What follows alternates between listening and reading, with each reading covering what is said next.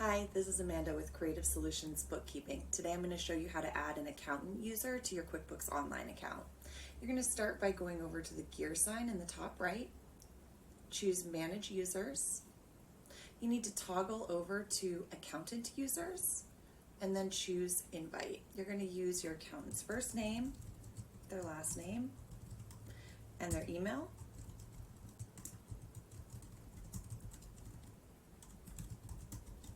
Some accountants like to use a generic email to log into their QuickBooks Online rather than their personal email so that their team is able to access the account. So make sure you check with your accountant that you are using the email that they would like to use for QuickBooks.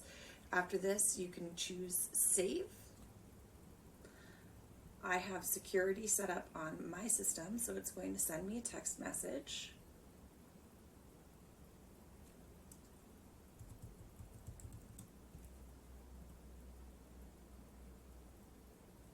And now we have the user in there.